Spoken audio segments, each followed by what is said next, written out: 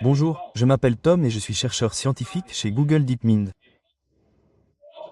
Je souhaite vous présenter Gemini 2.5 Pro DeepSeek, un mode de raisonnement amélioré basé sur 2.5 Pro. Nous sommes fiers de vous présenter nos partenaires officiels et nos solutions technologiques de référence.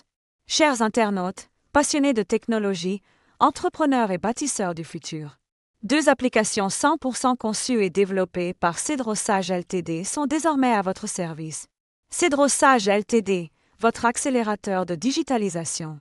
Optimisez votre activité, structurez votre présence en ligne et passez à la vitesse supérieure. Que vous soyez entrepreneur, PME ou porteur d'un projet innovant, cette application vous permet d'accéder à des formations exclusives, des outils numériques stratégiques et un accompagnement pour booster votre chiffre d'affaires tout en vous ouvrant aux marchés internationaux.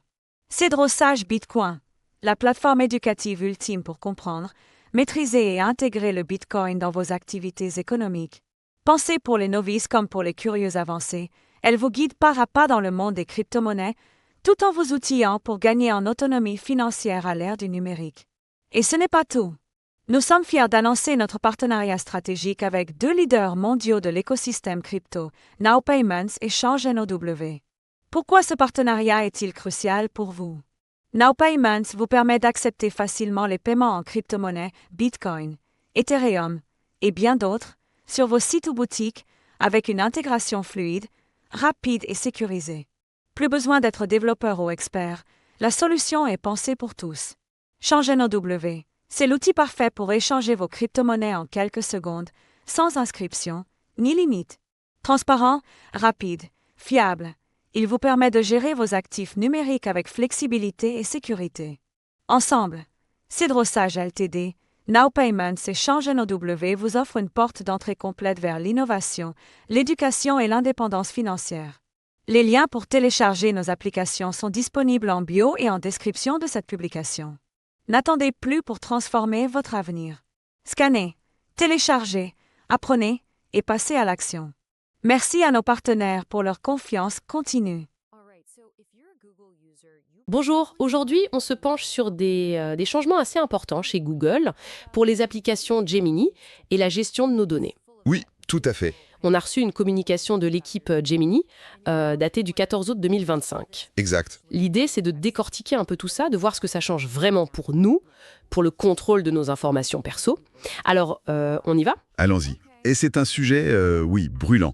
Avec l'IA qui progresse si vite, savoir comment nos données sont collectées et utilisées, c'est devenu absolument central. Ces ajustements de Google, ils arrivent pile dans ce contexte, cette réflexion globale sur IA et vie privée. Ok, alors premier point qui m'a marqué, les discussions temporaires. C'est une nouvelle option. C'est quoi exactement ? Alors ça, c'est intéressant. C'est un peu comme, disons, une navigation privée, mais pour les conversations avec Gemini. Ah oui. Quand on active ce mode, la conversation, elle n'est pas sauvegardée dans l'historique classique, ni dans les discussions récentes, ni dans ce qu'ils appelaient « activité dans les applications de Gemini ». D'accord. Et surtout, le point clé, ce qu'on dit dans ces discussions temporaires n'est pas utilisé par Google pour entraîner ces modèles d'IA ou pour personnaliser notre expérience future. Mais attends, j'ai lu qu'elle ne disparaissait pas tout de suite. Il y a une histoire de 72 heures. Oui, exact. Il y a une conservation, mais très limitée, 72 heures maximum. Et pourquoi ? D'après Google, c'est pour des raisons purement techniques. Pour s'assurer que la conversation se termine bien, qu'il n'y a pas de bug, et aussi pour des questions de sécurité, de stabilité du service. Ok. Mais l'idée de fond, c'est vraiment ça.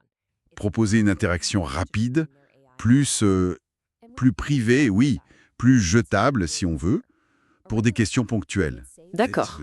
Sans laisser de traces à long terme. D'accord, je vois. C'est une réponse à une demande, j'imagine ? Très certainement, vers plus d'éphémère, oui. Bien.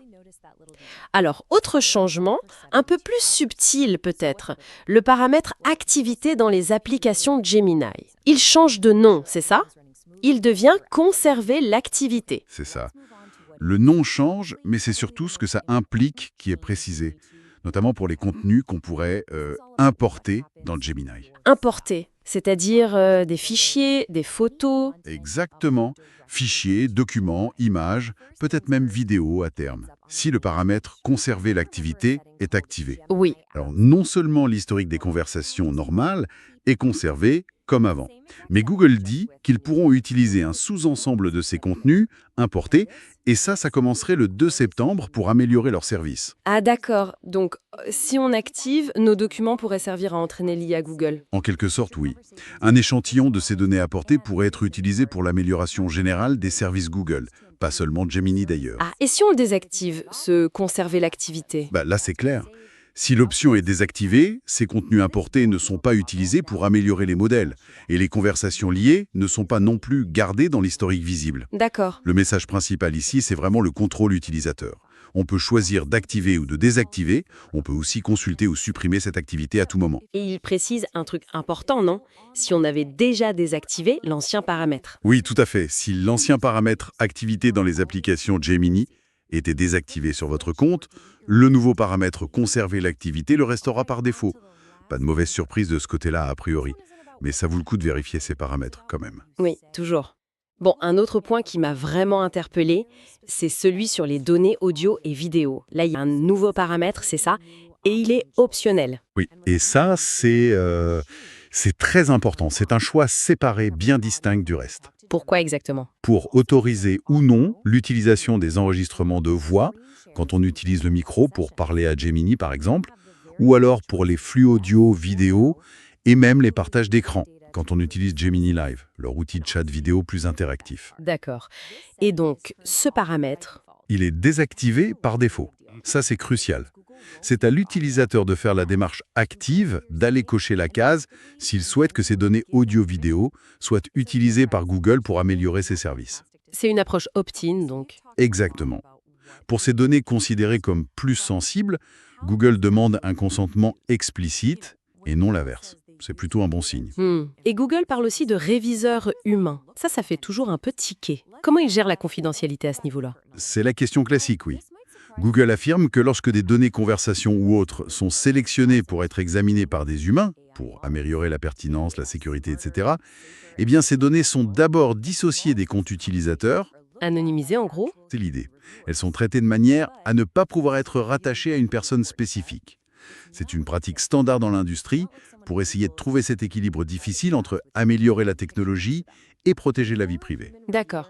Ils renvoient d'ailleurs à leurs documents habituels, principes de confidentialité, guides sur Gemini, etc., pour plus de détails sur les protections mises en place. Ok, donc si on récapitule, on a les discussions temporaires pour plus de discrétion ponctuelle, on a un contrôle plus clair sur l'historique et l'utilisation des fichiers importés via ce paramètre conserver l'activité, et puis un choix séparé, désactivé par défaut, pour l'audio et la vidéo. C'est ça. L'impression générale, c'est quand même qu'ils essayent de donner plus de manettes de contrôle à l'utilisateur, non? Ou au moins de rendre les choses plus transparentes. Oui, je pense que c'est l'objectif affiché. Ça reflète bien cette tension constante dans la tech aujourd'hui.